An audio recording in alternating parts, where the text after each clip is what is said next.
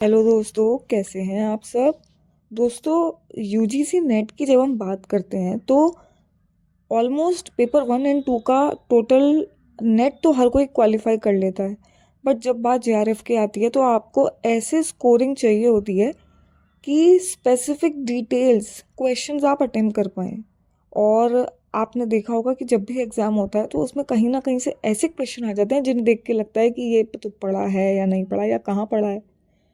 तो दोस्तों, उन्हीं में से आज एक ऐसा टॉपिक है जो हम डिस्कस करने जा रहे हैं, वो है द आर्ट ऑफ श्रीलंका। अब श्रीलंका क्यों?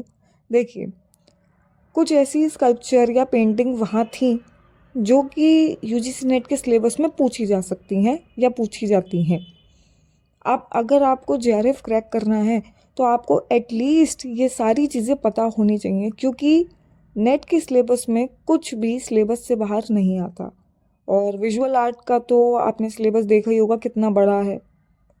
तो आज का टॉपिक हम स्टार्ट करते हैं, द आर्ट ऑफ श्रीलंका। अब दोस्तों, श्रीलंकन आर्ट में जितने भी फेजेस हैं उनको एक ट्रिक से हम पहले याद करेंगे। तो ट्रिक है, अनु सिगरी दम्बू का सफ़र पोल कांड पर ख़त्म हुआ। इसमें आते हैं अनुराधापुर, सिगरिया, दम्बुला, पोलनारुवा, कांडियन पीरियड। दोस्तों, श्रीलंका की कला में सबसे पहले बात करेंगे मूर्तिकला और चित्रकला परंपरा की। पहला है अनुराधापुर काल, जो कि श्रीलंका में एक स्थान है जो कि 3री शताब्दी ईसा पूर्व यानी बीसी से 10th सेंचुरी एडी तक रहा। इसकी मूर्तिकला में प्रमुख कृति है समाधि बुद्ध प्रतिमा की, जिन्होंने ध्यान मुद्रा ग्रहण की है और ग्रेनाइट शिला से बनी है। इसकी विशेषताएं हैं कि यह अत्यधिक सादगी से भरी है। इसमें बहुत कम आभूषणों का उपयोग किया है। कोमल और संतुलित शरीर आकृति, यानी जैसे आपने इंडियन फीमेल बॉडी देखी होगी तो बहुत ही कर्व एंड स्मूथ बॉडी बनाई जाती है। आध्यात्मिक शांति और आंतरिक पवित्रता का भाव है, यानी इनके एक्सप्रेशन देख के पता चलता है कि यह कितने शांत स्वभाव के हैं। और प्राकृतिक शिला में सीधे उत्कीर्ण किया गया है। मतलब सपोज सामने आपके पास ऑब्जेक्ट है और आपने डायरेक्ट उसमें कार्विंग करना स्टार्ट कर दिया। बात करें चित्रकला की तो प्रारंभिक मठीय भित्ति चित्र बनाए जाते थे जिनका विषय जातक कथाएं होता था, क्योंकि उस समय बुद्ध प्रतिमा है तो बुद्ध से रिलेटेड ही सारी स्टोरीज बनाई जाएंगी। यहाँ जो शैली थी उसमें समतल रंग यानी फ्लैट कलर यूज़ किए जाते थे, जैसे कि सिंपल प्लेन कलर, कोमल और लचीली रेखाएं थी, जैसे कि इंडियन आर्ट में आपको देखने के लिए मिलती है। प्राकृतिक रंग द्रव्य यूज किया जाता था, यानी नेचुरल पिगमेंट। सजावटी और सौम्य अभिव्यक्ति थी, यानी बहुत सिंपल, बेसिकली जो इंडियन ब्यूटी है उसी से रिलेटेड है। आध्यात्मिक और कथात्मक चित्रण था। इसके अलावा सेकंड आती है सिगरिया की परंपरा। सिगरिया स्थान है श्रीलंका में जो कि 5वीं शताब्दी ईस्वी पर रहा। इसमें चित्रकला देखने के लिए मिलती है, जैसे कि सिगरिया की भित्ति चित्रकला जो कि सबसे प्रसिद्ध है। चित्रित शिला गुफा दीवारें हैं। विषय है दिव्य अप्सराएं, स्वर्गीय महिलाएं। अब इस गुफा की विशेषता है कि यहाँ पर प्राकृतिक रंगों का प्रयोग किया गया है, जैसे कि कोमल रेखांकन, बहुत सॉफ्ट लाइन बनाई गई है। स्त्रीण सौंदर्य एवं कामुकता का सूक्ष्म प्रदर्शन किया है, मतलब सेंशुअस चीज़ें दिखाई गई हैं। इसके अलावा यहाँ वाइब्रेंट कलर नहीं बल्कि सॉफ्ट एंड डीप कलर्स देखने के लिए मिलते हैं। थर्ड पे आती है दम्बुला परंपरा। दम्बुला केव टेम्पल है जो कि 1ली शताब्दी ईसा पूर्व से विकसित हुआ।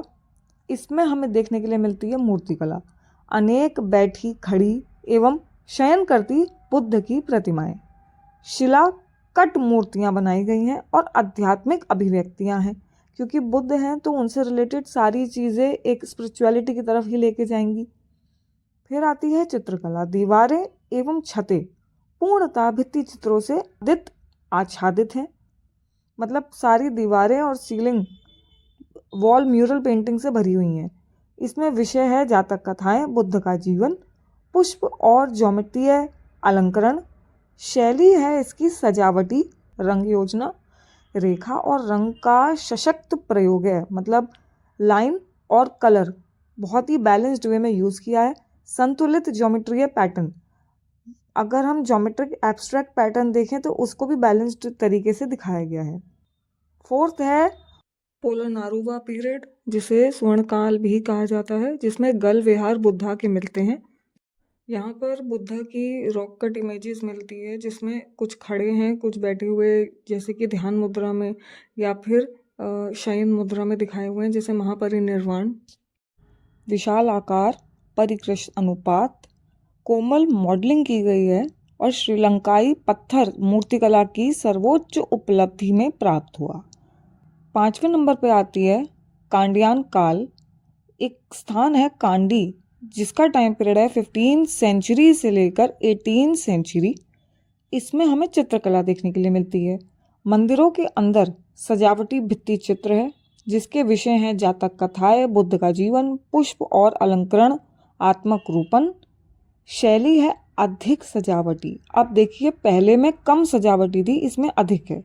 गहरे एवं चमकीले रंग हैं, दोनों का कंपैरिजन कर सकते हैं। इसके अलावा मूर्तिकला में लकड़ी एवं प्लास्टर की बुद्ध प्रतिमाएं देखने के लिए मिलती हैं। ये यहाँ के स्पेशल फीचर देख सकते हैं आप। कम विशाल, अधिक भक्तिपूर्ण है। बड़ा नहीं, साइज बड़ा नहीं है, बट इन्होंने भक्ति ज़्यादा दिखाने की कोशिश की है और ये सजावटी शैली मानी।